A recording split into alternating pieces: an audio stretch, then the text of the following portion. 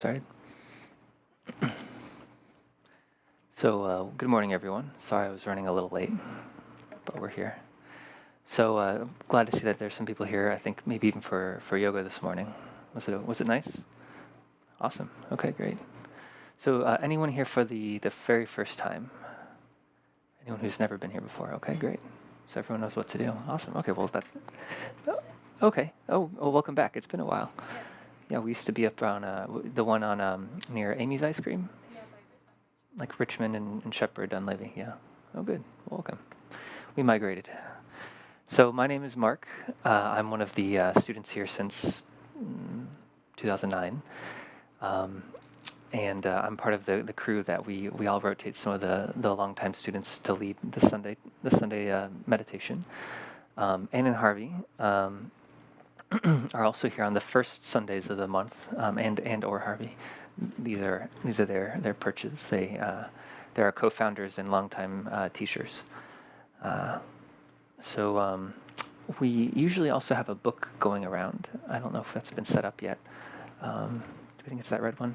So usually we like to have a list of names, people, either yourself, other people, humans, non-humans, people that you want to extend prayers for, to share the momentum, the goodness that we make together, and we'll read those at the end. The practice that we're doing in the 11 o'clock hour is a fairly foundational, pretty straightforward, but pretty radical practice. We're asked to sit down and sit with our breath and to do something, kind of just to do one thing for an hour. I mean, obviously we're going to get distracted, and that's part of the process. We usually walk through life moment to moment, kind of doing, we either are trying to fix things, do things, problem solve. We're either trying to change how we feel about what things have come up, trying to make ourselves happier, or we're just basically distracting ourselves. I'm silencing my phone. And we kind of do that on a micro level 24/7, maybe even when we're sleeping, when we're dreaming. Going, 1 second to the next, moving on, trying to skip over, trying to change, trying to fix, trying. It's a little exhausting when you put it in those words. And so we are asking ourselves to sit down and rest our attention into a kind of a relatively narrow field, in our breath, in our body, maybe even lower down in our belly. And we don't usually do that. That's not something that we're doing as we move through the day. So it can be a bit of a culture shock. It can really jostle us. So we may find that if we are able to do that, to settle in, to let our mind rest, into a comfortable space, have some constancy, to have some clarity, some restedness, that can be a wonderful experience. And it can be something that we don't usually experience, that we usually get to indulge in. It has wonderful health benefits. It has wonderful for the mind, for the body, for our souls. But we can also learn from when that doesn't happen, from when we are distracted. So that's just as important as doing it, quote unquote, right. What it's like when we find ourselves distracted, when we find ourselves in the trying to fix things, change things, distract ourselves, change how we feel, when in the rigmarole of things. If we can, it's going to come up. Usually we have certain frequencies of every 10 seconds in a day, or every hour. There's usually some kind of habit we have, and we're giving ourselves space to let that habit come up, and to see what it's like to look at it, and instead of acting on it or trying to destroy it, to let it come up and experience it. So you may find some really interesting ways that you get distracted, that you're not watching your breath. And what we're asking is to have patience with it, to look at it in the face instead of taking it for granted, or to move on from it. That can be scary even. It can be really enlightening. So in this practice, what we'll do, we're gonna fluctuate between resting on our breath, and maybe that you are able to rest on your breath a little bit higher up in your nose and your chest, maybe even deeper down into your belly. And there's even a place we call the do, or the dantian. It's like a chakra, deep down, a few finger widths underneath the belly button, deep in, almost at your center of gravity. So they'll be resting there. They'll also be resting. We'll chant together. We'll chant the sound home, home, kind of at our own pace for a few minutes. There'll be spaces and ways that we can rest our attention. And when we find that we aren't there, when we're getting sucked up into thinking or we're getting sucked up into some other distraction, to acknowledge it, to look at it, and actually just watch it the same way that we would our breath until it fizzles out. And instead of having to, run with it and pull us in, or having to destroy it, just to let it be there and see what it's like to go away. And when you're ready to go back to to the object, either the breath or the chanting. So that's what we'll do. So we'll start here. We want to be grounded also. Part of is we want to be as available for our experience. So we want to have our body comfortable and stable. So if you're sitting in a chair, it's good to have your feet on the floor to feel not crossed up or asymmetrical in some way that's stable. If you can have some strength in your lower back and not rest completely on the back of the chair, that can help. But we don't want our backs to be overly tight and strained. So if you can find a happy balance between relaxed and tight back. If you're on the floor, you can cross your legs however you want. Keep your hands in your lap.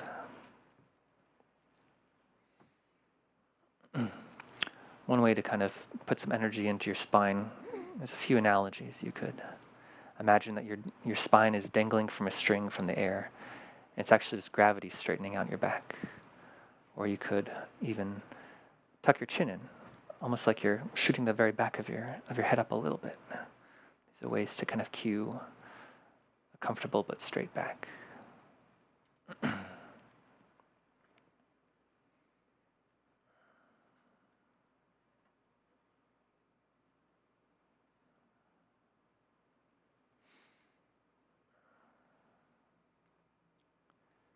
As we get closer to the practice, we can keep our eyes open if we don't feel too excited. If we feel completely jostled over, you can close your eyes.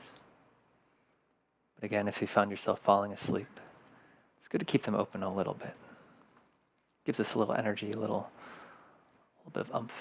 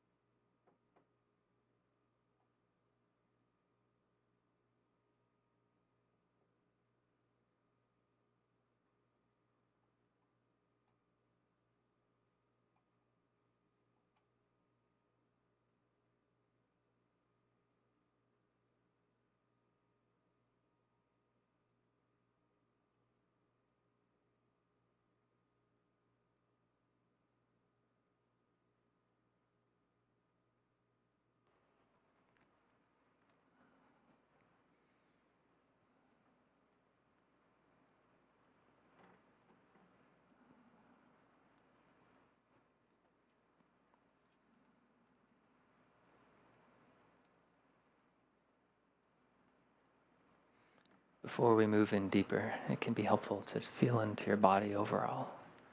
Just get a lay of the land, how your whole body feels right now. Aches or pains, tension, pressure, temperature.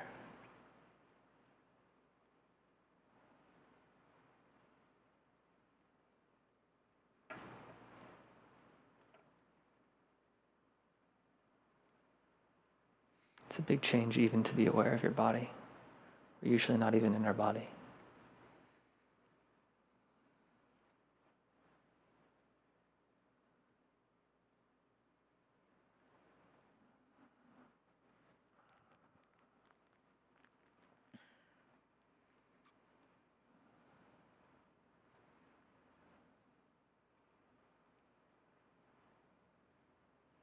I invite you now to go a little lower into your breath. If you can feel into the bottom of your chest or into your belly, feeling the rise, the fullness, the falling away, the emptiness at the bottom.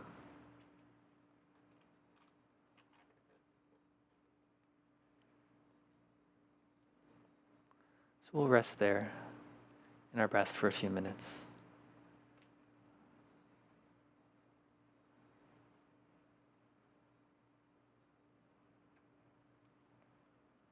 Whenever you find yourself distracted, use that.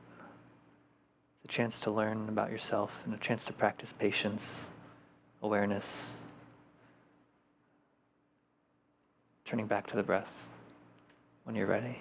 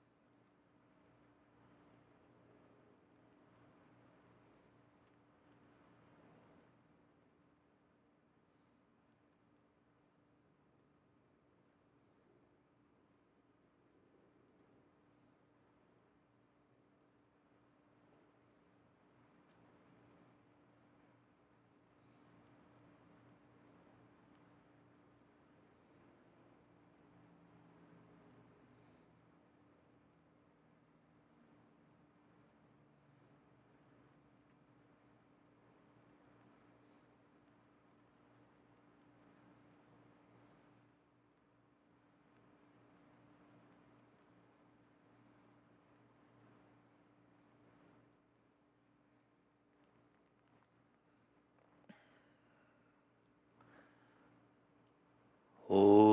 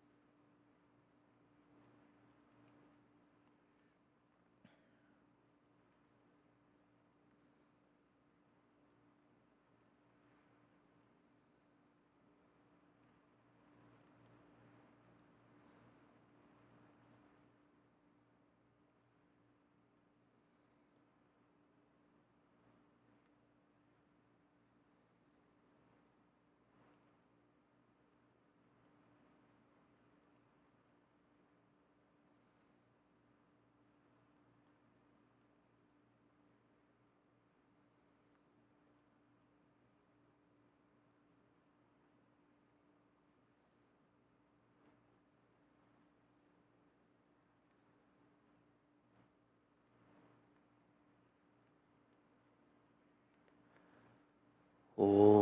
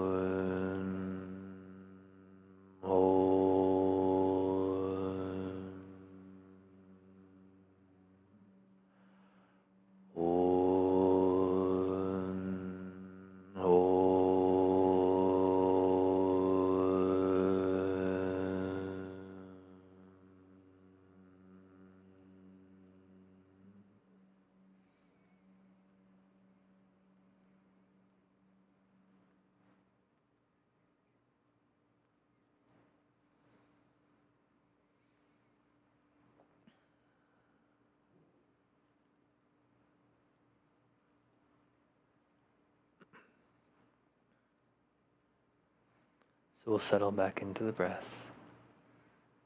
If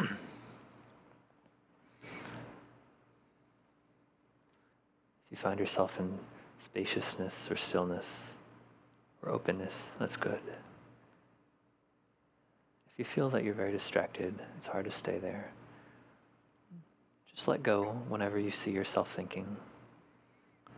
There's no need to see if it's a good or bad thought. Just recognize it was a thought. It will fade. And go back and be curious about your experience with the breath.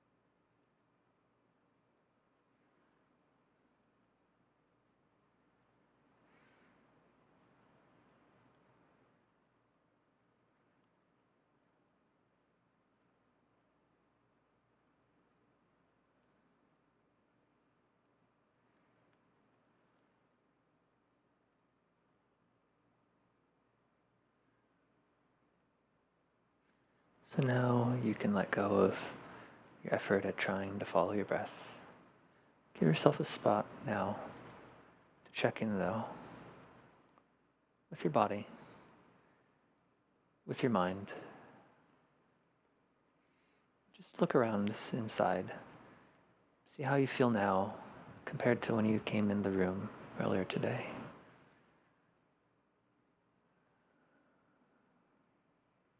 Is there anything that's changed? Anything that's the same?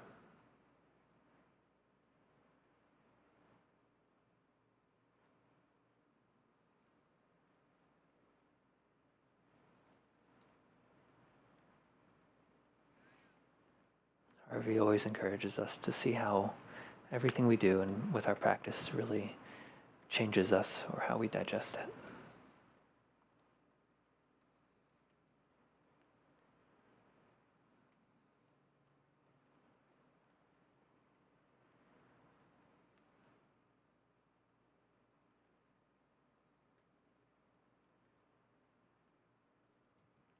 Maybe we can ring the bell. Thank you. So we're not quite at the end of our hour, but we're at time for a break here. So please feel free to go out and enjoy whatever snacks are there. We have bathrooms in the back. If you would like to put names in the book, please do so now. We'll be back in about 5-10 minutes.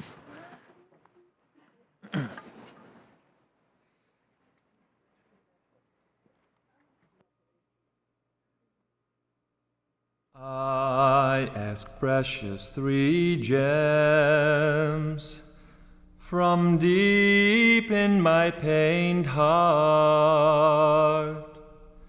See me with compassion. I have no other hope. This dear human body, impermanence besets. Do you not fear your death, good and faithful student? The 5 skandhas gather and disperse who knows when. Heartily think on death, good and faithful student. Karma never deceives, so give up wrongful thoughts. Engage Dharma wholly.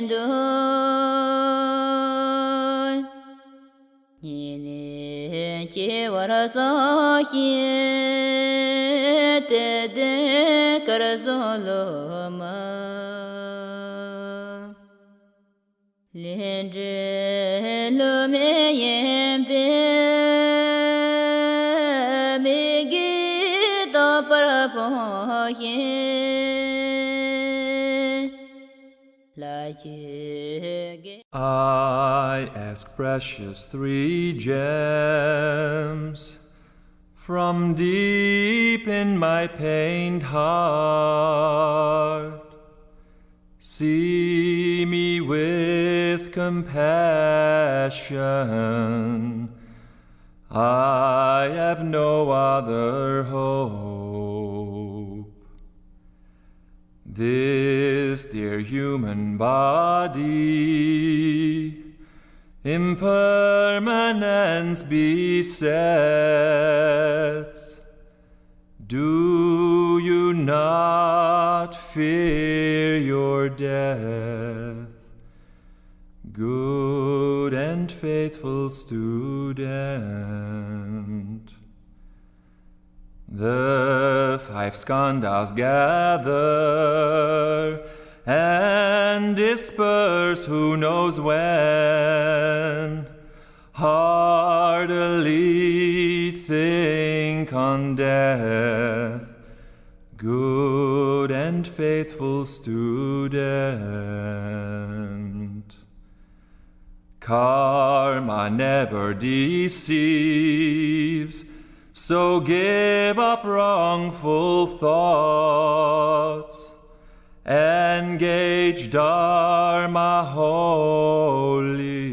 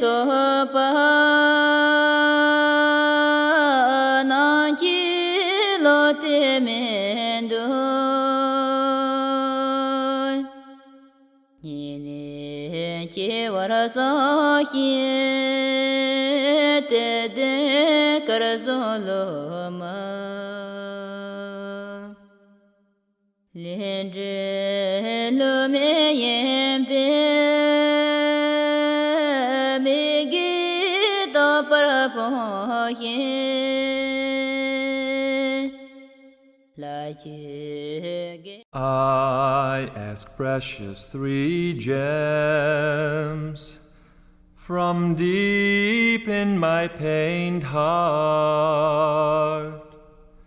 See me with compassion.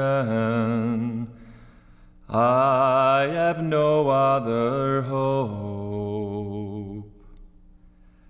This dear human body, impermanence besets. Do you not fear your death, good and faithful student? The 5 skandhas gather and disperse who knows when. Heartily think on death, good and faithful student. Karma never deceives, so give up wrongful thoughts. Engage Dharma wholly.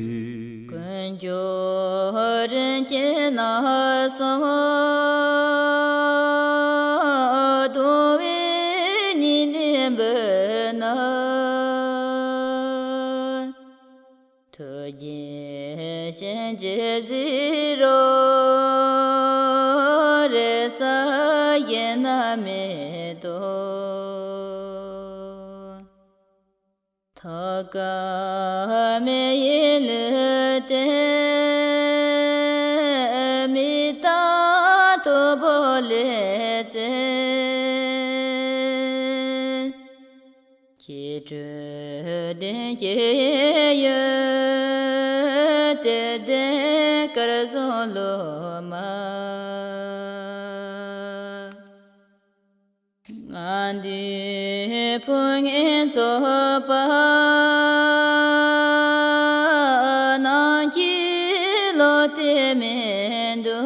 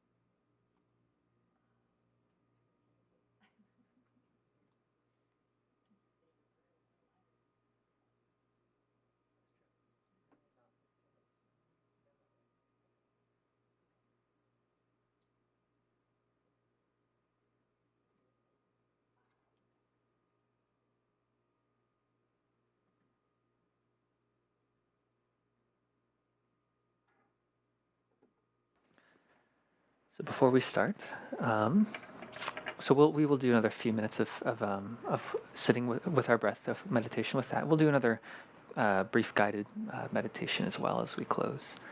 Just wanted to reflect that that for those religiously inclined, that this is a holy time for, actually not just for Buddhists, but also for our billion fellow human beings in following Islam. This is the month of Ramadan.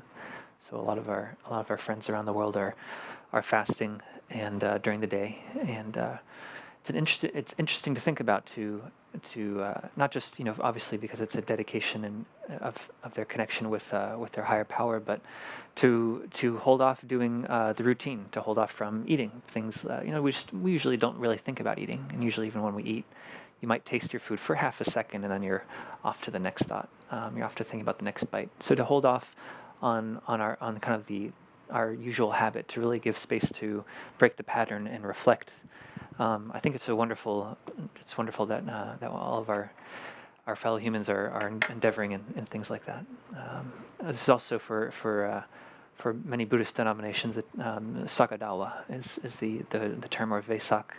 Am I saying that right? Wesak or Vesak? I don't know. It's to highlight this is the time of year to highlight the birth, enlightenment, and death of the Buddha. So a time for a lot of group practice, a lot of group prayers together, in order to feel gratitude that the Buddha came, that he was even here, and came to realization and shared it with everyone in a way that we can be influenced by in some way, so that there's a tradition of knowledge, wisdom, and compassion that's being passed down. It's something that it's not the only tradition in the world that has that, but it's a time to be grateful. So it's a wonderful thing to do, and I'm glad that we're all here for it. I'll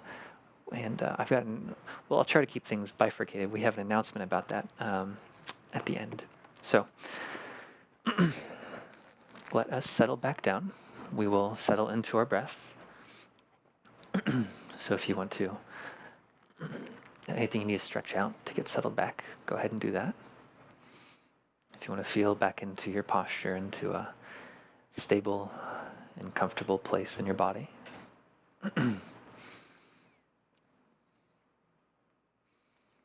Being in your body.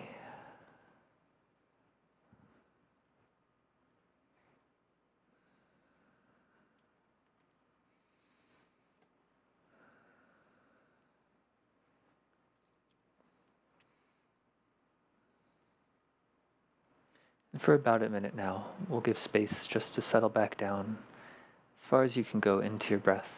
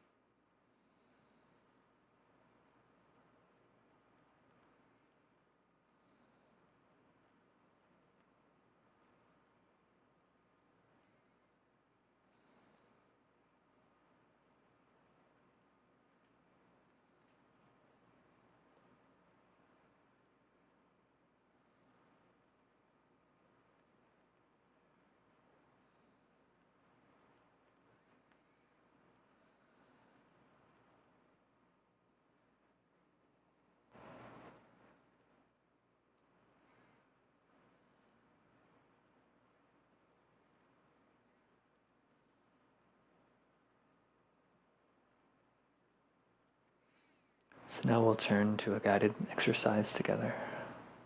It's a way of moving through our body in a way of expressing compassion, wisdom, of expressing hope for others, for ourselves. So first we'll be in touch with the center of our chest.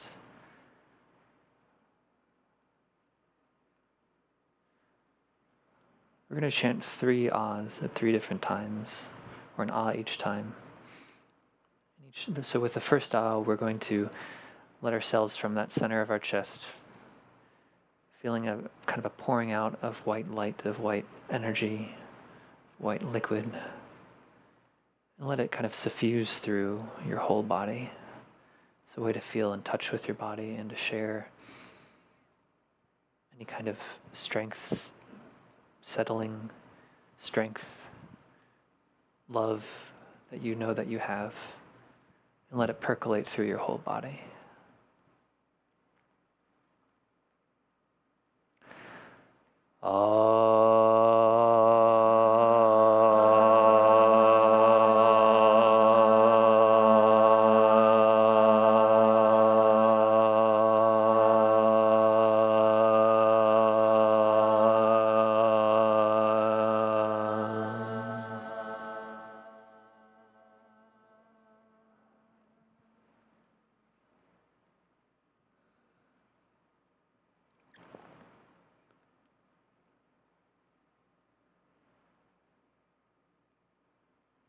Give some space to that right now, feeling that light creeping into every corner of your body, every depth, every little nook and cranny.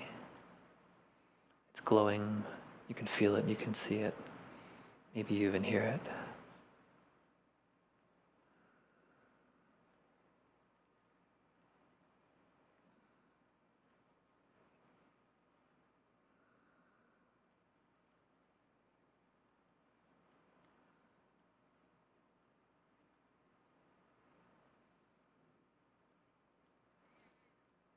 As we say ah the second time, we'll share it with everyone here in the room, sending it out, practicing sharing.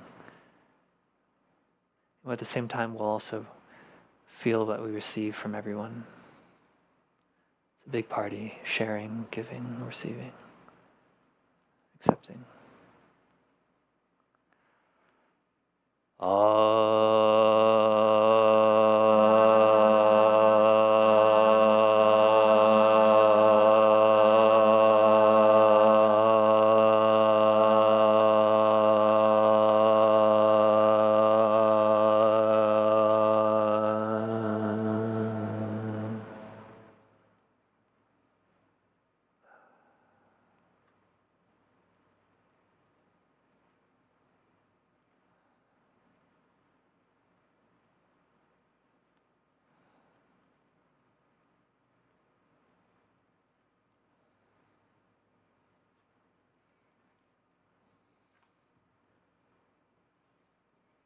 Feel what it's like to be open to that.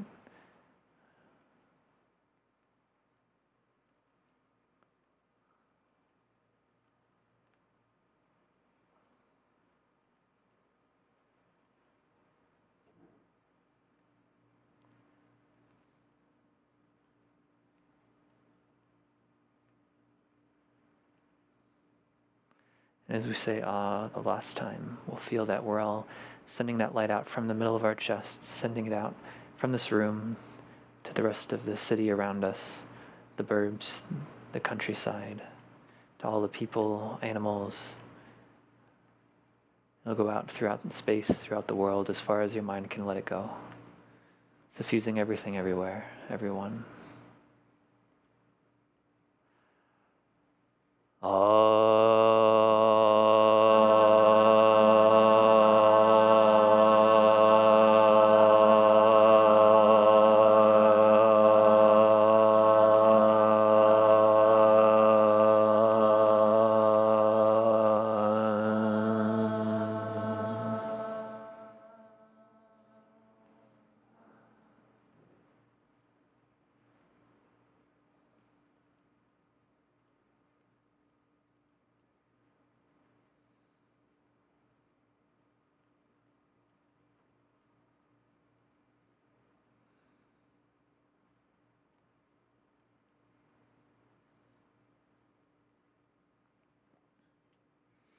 Can you ring the bell for us, please?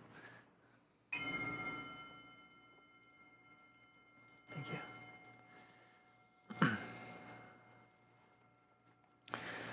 So now to close, there's a couple prayers that we can say here on the group practice prayer sheet. We'll say at the top here these 4 aspirations, and at the bottom we'll say the blessing together.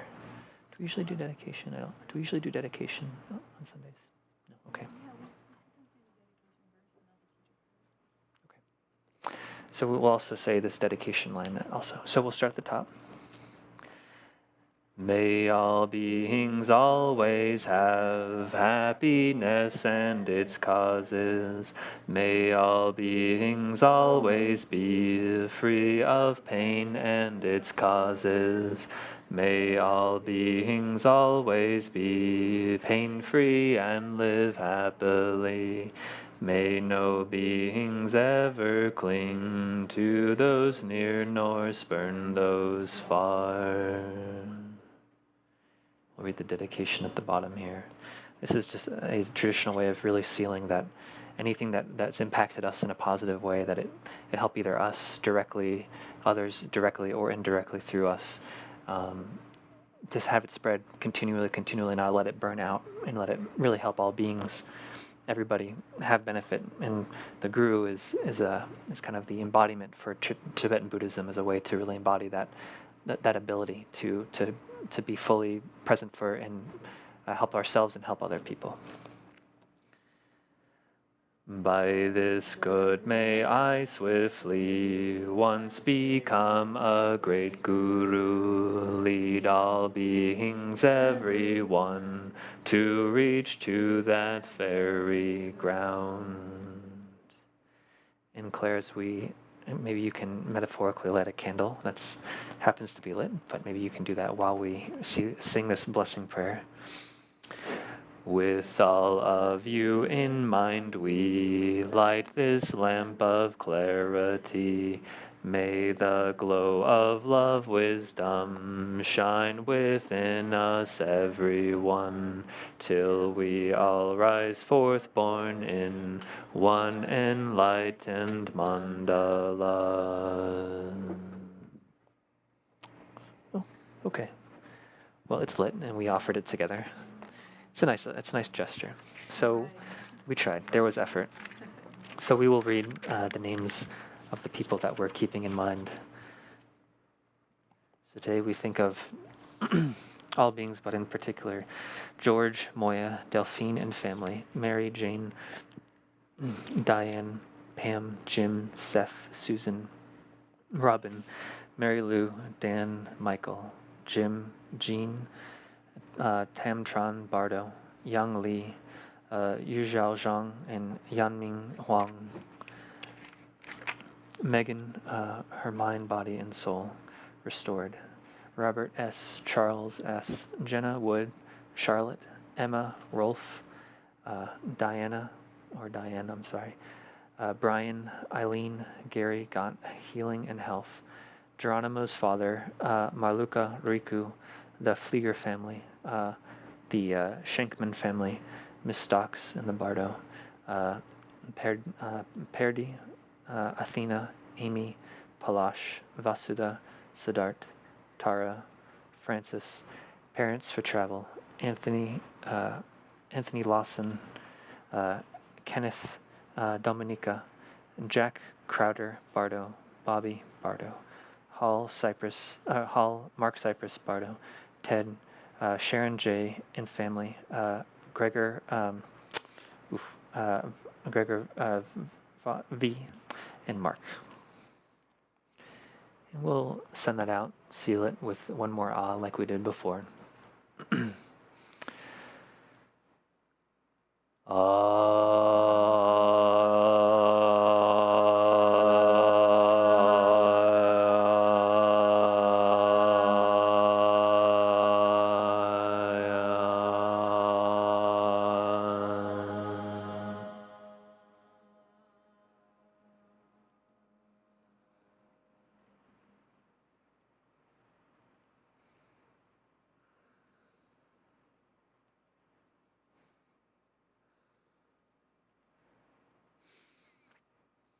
So that brings us to the end of our hour, a tiny bit late, I apologize. Thank you for everyone for being here and online, wherever you may be. This is also the time where we've helped you relax and feel totally at peace in here, and we hit you with announcements usually. It's a great strategy. Probably a time-sensitive one is that we usually have an ongoing movie night, but right now it's a movie day. We actually are showing a wonderful movie, The Great Transmission. I think we're showing The Great Transmission, which I think we've seen once in the past. It's a very beautiful story, in part a history on the sharing of knowledge in the Buddhist tradition, both in a historical sense, but also in the second half really is a really awesome story about how knowledge is being shared in the West and also back to monks and nuns, back for those who are displaced, especially the Tibetan community who's moved away from Tibet into India and who lost a lot of their knowledge, and it's about a huge multi-generational and long-standing effort to start to reprint and reshare Buddhist wisdom in the form of texts. It's a really cool movie. So we've got that right now, pretty much. We'll start within a few minutes, and there will be a break about halfway through for pizza. Is what I've heard. Do you want anything you want to add to that? Okay, that was good enough. And even if you didn't raise your hand saying you'd like to stay, please feel free to stay. We have enough pizza. We also, this coming Tuesday is the full moon, and the Tibetans and many Buddhist cultures follow the lunar calendar. This Tuesday is the full moon that marks the height of this Sagadawa period, and we'll actually be convening, I believe, 7 p.m., both in person and also online through Zoom to do group practice, group prayers. I don't know what we'll be doing. Harvey is going to teach on the 4 boundless states. Oh, wow. And then lead a Vajrasattva practice. Wow. And it's open to all, and the link is part of the Facebook event. So if you're listening online and you need to find that Zoom link for the online broadcast, I recommend you go to Facebook, or it's on the upcoming live broadcast on our Dawn Mountain website. Thank you. We will also be, we always have, of course, we're always here on Sundays, 9:30 for yoga, sometimes other wonderful things like Qigong and Tai Chi.